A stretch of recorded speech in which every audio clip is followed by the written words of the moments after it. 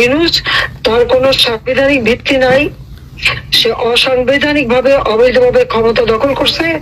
ইনশাল্লাহ তার বিচার ওই সংবিধান মোতাবেকই হবে এবং তার ওই চালা চামুন্ডা যে করার সাথে আছে আর উপদেষ্টা এবং সমন্বয়কারী সবকটার বিচার বাংলা মাটিতে হবে। আমরা তোমাদের যে দেশে আছো সেই দেশে ডেনমার্ক আওয়ামী লীগের সবাই এখানে আছি আপা, ডেনমার্ক আওয়ামী লীগের সবাই আছি আপা। আপনি এখন আমাদের কিছু নির্দেশনা দেন, আমরা প্রবাসী থেকে কি করতে পারি, এবং বাংলাদেশে আমাদের যে ফ্যামিলি আছে, আত্মীয় স্বজন আছে, আমাদের যে বিভিন্ন দলের নেতৃবৃন্দরা আছে, আমরা কিন্তু অর্থনৈতিক থেকে বিভিন্নভাবে সহযোগিতা করতেছি, যার যেভাবে পারি আমরা। বাকিটা আপা আপনি নির্দেশনা দেন, আপনার নির্দেশনার মতো আমরা কাজ করবো বাংলাদেশে এবং প্রবাসে। তোমাদের যেটা করতে হবে একটা হচ্ছে তোমরা যে দেশে আছো সেই দেশের আইন কানুন মেনে ইউরোপিয়ান ইউনিয়নে যেখানে তোমার ওখানকার পার্লামেন্টে যেখানে আছো সব জায়গায় এই জনমত তৈরি করতে হবে। সন্ত্রাসের রাষ্ট্রে পরিণত করছে, মানুষ খুন করছে, আজকে খুন করছে। আজকে তুমি জানো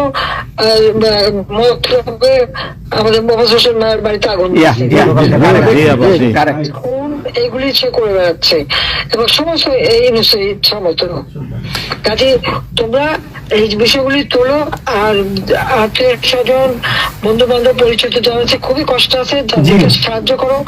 মামলা দিয়ে দিয়ে আমাদের নেতা কর্মীদের চরম হয়রানি করে যাচ্ছে, তাদেরকে সহযোগিতা করা, এই যে আইনজীবী ঠিক করা এবং আন্তর্জাতিক ভাবে কিভাবে মানে এদেরকে সব জনমত সৃষ্টি করা এবং সরকার যে অপকর্মগুলি করছে সেগুলি তুলে ধরা, এই কাজগুলি তোমাদের আমরা করবো।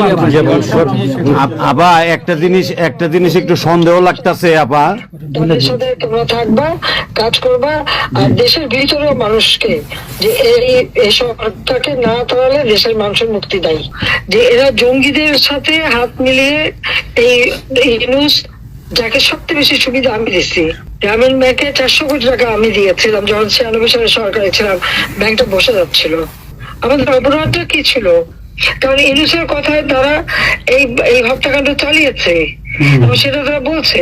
15 জুলাই থেকে এরপরে এই পর্যন্ত যত হত্যাকাণ্ড হচ্ছে, অগ্নিসংযোগ, সবকিছু তা ইউনূসের নির্দেশেই এই এত বুকে মায়ের কোল খালি হয়েছে, এত পুলিশ মারা গেছে, আর সব থেকে মারা গেছে আওয়ামী লীগের নেতা কর্মী। শুধুমাত্র ক্ষমতা লোভে এই লোকটা এইভাবে তার ম্যাটিকুলাসলি ডিজাইন করা অর্থাৎ সুপরিকল্পিত একটা প্ল্যান করে এই হত্যাকাণ্ড ঘটিয়ে সে সংবিধান লঙ্ঘন করে অবৈধভাবে ক্ষমতায় বসে আছে। এখন উনি নাকি আমাদের বিচার করবেন, সে নিজেই খুনি। ইউনূস নিজে খুনি, তার সমন্বয়করা খুনি।